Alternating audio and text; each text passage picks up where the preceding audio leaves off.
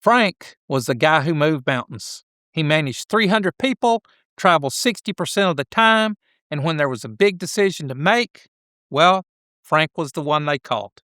When he retired at 65, he thought he was ready. More than enough money, a beautiful home, supportive wife. He had earned this. The first 6 months were great. He had a European vacation, new boat, long mornings with the paper.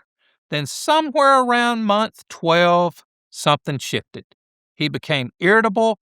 He was checking his old company's stock price 10 times a day. He started micromanaging the wife's grocery list. And then, one afternoon, he got into a 20-minute argument about how the dishwasher was loaded.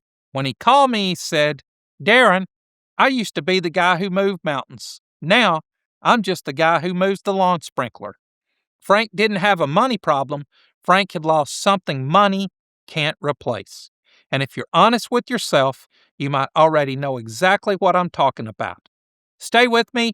I'm Daren Chamblee, certified financial planner, and let me help you put your retirement on cruise control. Here's what nobody tells you about retirement. You spend decades planning the numbers, the 401k, Social Security timing, withdrawal strategy, and those things matter. I help people with them every single day. But there's a whole other retirement plan that almost nobody bills. You know, the one that answers a different question. Not do I have enough money, but who am I now? For most men, your career wasn't just how you earned a paycheck. It was an answer to the opening question in almost every casual conversation. So, what do? For 30 or 40 years, that answer came easily. You had a title, a team, and a reason to show up. And then one day, you don't. That shift is more disorienting than almost anyone expects, and it follows a pattern I see over and over again. Now, the first stage of retirement, I'll call it the honeymoon phase. It usually lasts 3 to 12 months. Pure freedom. You're escaping the commute, the politics, difficult bosses. You're traveling. You're crossing things off the list. You kind of feel like you're on a permanent vacation. Frank lived this. Europe, the boat, the slow mornings. But then came stage 2, the crash. Usually somewhere around month 12 to 18, the novelty wears off. You've fixed everything in the house, you've taken the cruise, and you've organized the garage, and one Tuesday morning you wake up and you realize you have 16 hours of nothing in front of you. Now for Frank, that's when the dishwasher became a battlefield. Here's why this happens. For most of us, work accounts for roughly half all our social interactions. Not just colleagues, structures, purpose. People need you to show up. When that disappears, the phone stops ringing, the emails stop coming, the people you thought were friends turn out to have been functional relationships tied to the job. Now that isolation just isn't uncomfortable. Research shows that losing your social network at retirement can be as damaging to your physical health as smoking 15 cigarettes a day.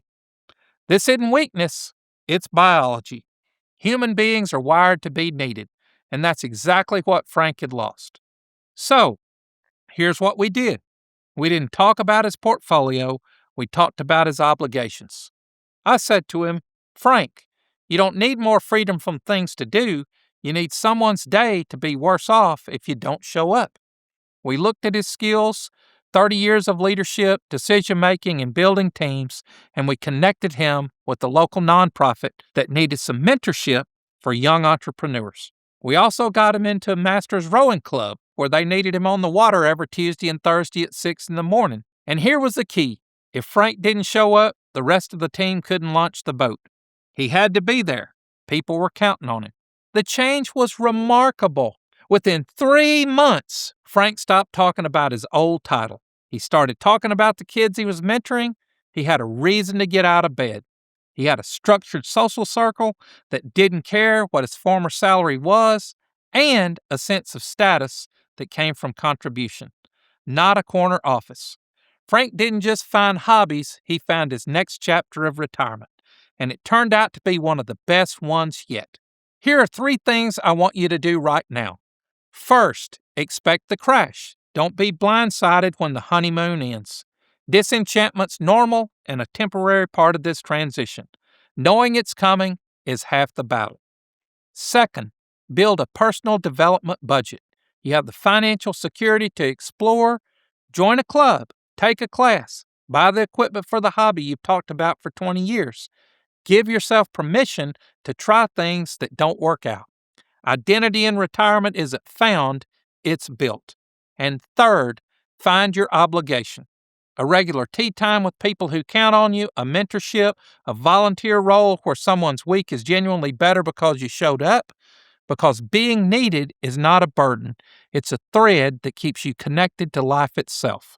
Your career was an important chapter, but it was just a chapter. It's not the whole book.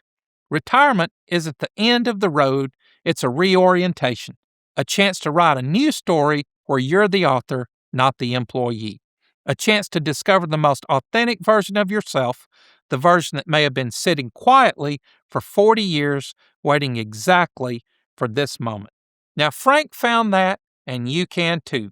If you're nearing retirement and feeling more anxious than excited, or if you've already retired and you're struggling to find your footing, let's talk.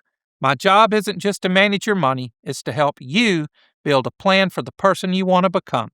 Click the link below to schedule a conversation. We'll look beyond the numbers and design a retirement that's fulfilling to you as it is financially secure. And if this video helped you, this one right here will too. And I'm Daren Chamblee. Together, let's put your retirement on cruise control.